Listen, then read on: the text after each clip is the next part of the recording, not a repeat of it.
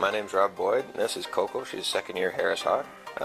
I've been involved with falconry for approximately 2 years. I got initially interested when my wife took me to Scotland for my 40th birthday, and we spent a day with a British falconer. He brought approximately 12 birds out to the hotel we were at, and we spent a day with him in the field, and I caught the bug.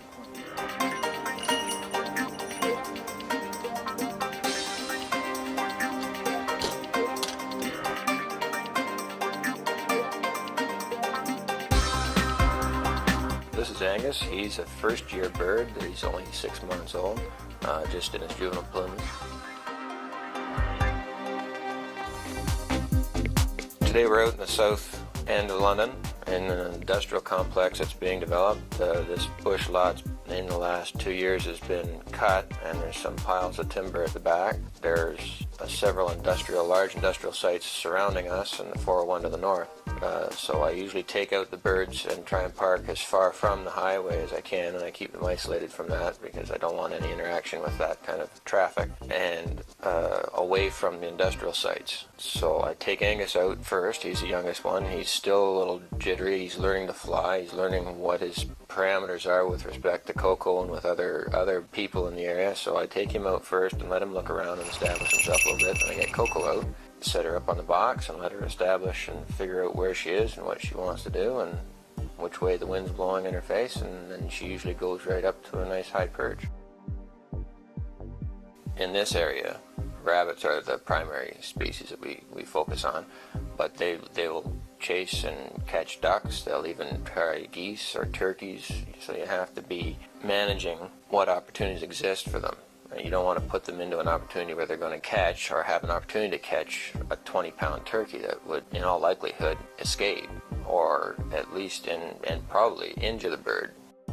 This morning Coco weighed 1,078 grams, and Angus weighed 593 grams. So just over a pound for Angus and just under 2 pounds for Coco. So they're relatively small, but they will take game that weighs 7, 8, 10 pounds. Hunting with these birds is a very cooperative endeavor. You don't really have control of them per se as you would with a dog, where you could say go out 40 feet and stop and sit. You don't do that with these birds. You work together with them. We approach a brush pile, say, and there are some extensive ones here from the downwind side if at all possible, and I work from downwind to upwind through the pile and try to flush game for them, and they pick their perch and provide themselves with the best opportunity based on prior knowledge of the area or prior experience with this kind of situation. Yeah, go! Harris hawk, there's been some work done studying them and other hawks, but their visual acuity is approximately 8 times ours, and their color perception is approximately 4 times greater than ours, so that they can pick out an outline of a portion of a rabbit in the long grass that we would never see. They're attracted greatly to the movement, so anything that moves instantly focus their attention, and they've got binocular vision. But anything, if they can hear the rabbit running in the brush pile, they'll also reposition themselves to get out ahead of that sound. There you go. Early in the fall, when the leaves are on the trees, or in the summertime, if I'm flying them just for exercise, they'll go land in a tree, and without the bell, they're virtually gone. They're almost impossible to spot.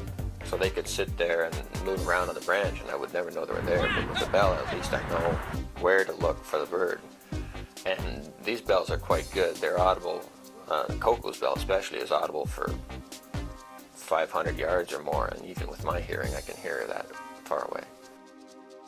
Occasionally they do. They do fly away on you, and often it's almost always your own fault. You've done something to annoy them, and they go and pout, and they go sit in a tree somewhere, or they take off, and they're half a mile away or a mile away. But these birds are very sociable. They'll come back, and they want to be with you. They know that you're safe, and you provide safety. Hawks kill game with their feet. They're not a bird that uses the beak very much just for eating and preening. Their beak is very delicate actually on a hawk, as opposed to an eagle or a falcon that kills with their beak. So the hawk comes in, and the one back talon called the hallux is big, and it's curved, and it's got two cutting edges and a blood gutter inside, and they tend to drive that back talon, like your thumb, into the prey, so they can, and as they get older and more experienced, they know where to place that. And Coco's got rabbits figured out. One foot grabs the head, the other one goes in behind the front leg, and she drives it into the heart and lungs, and bunnies are done very quickly. I mean, she's an amazing bird.